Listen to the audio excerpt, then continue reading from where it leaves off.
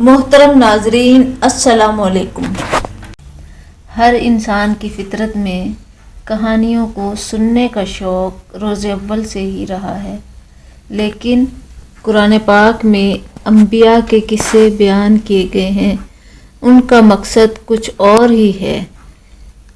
روز اول سے ہی انبیاء کا آنا جانا لگا رہا ہے اور آپ صلی اللہ علیہ وآلہ وسلم پر ختم ہوا۔ عام طور پر یہ کہا جاتا ہے کہ رسولوں کی تعداد 300 سے زیادہ ہے اور انبیاء کی تعداد 1,24,000 سے زیادہ ہیں۔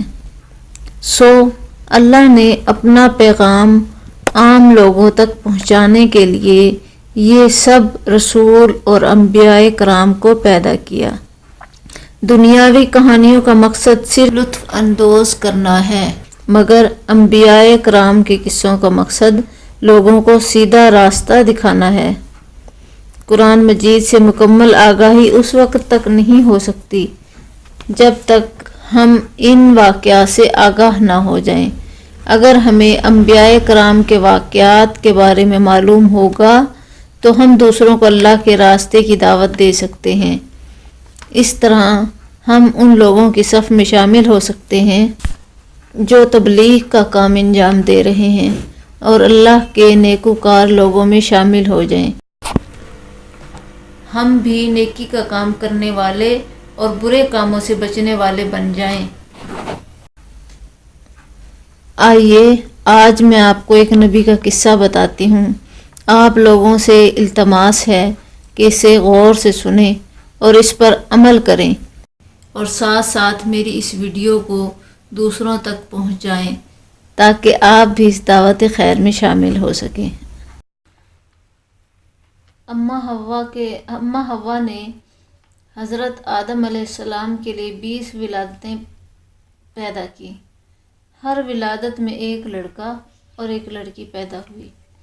سب سے پہلا جوڑا قابیل اور اس کی بہن کا ہوا اور دوسرا جوڑا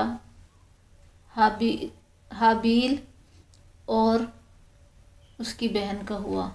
اس طرح آبادی میں اضافہ ہونے لگا۔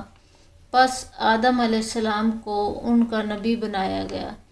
آپ انہیں دین بتاتے۔ اس وقت تمام لوگ دیندار تھے۔ جب آدم علیہ السلام کو زمین پر اتارا گیا تو اللہ تعالیٰ نے انہیں تمام علوم سے نوازا ہوا تھا۔ وہ لوہے، کپڑے اور دوسرے کام سے بخوبی واقف تھے۔ دنیا میں سب سے پہلا گناہ قابیل کے ہاتھوں ہوا۔ قابیل خشک اور غصے والا آدمی تھا، جبکہ حابیل نرم دل اور خوش طبیعت آدمی تھا۔ قابیل کھیتی باڑی کا کام کیا کرتا تھا، جبکہ حابیل جانوروں کا۔ اس وقت کے قانون کے مطابق بہن کے ساتھ نکاح جائز تھا، مگر بھائی کے ساتھ پیدا ہونے والی بہن کے ساتھ، نہ کہ اپنے ساتھ پیدا ہوئی بہن کے ساتھ۔ اس صورت میں حابیل کی شادی قابیل کی جڑواں بہن سے اور قابیل کی شادی حابیل کی جڑواں بہن سے، مگر قابیل اپنی ہی جڑواں بہن کو پسند کرتا تھا، اس سے شادی کرنا چاہتا تھا، جو کہ اس وقت کی شریعت کے خلاف تھا۔ قابیل نے غصے میں آ کر اس قانون کو ماننے سے انکار کر دیا۔ حضرت آدم علیہ السلام نے ان دونوں کے درمیان فیصلہ کیا کہ دونوں الگ الگ اللہ کے حضور ایک ایک ہدیہ پیش کریں۔ حابیل نے اپنے جانوروں میں سے ایک جانور خوشی خوشی اللہ کے حضور قربان گاہ میں دے دیا، جبکہ قابیل نے اپنے غلہ میں سے ہلکا غلہ پیش کیا۔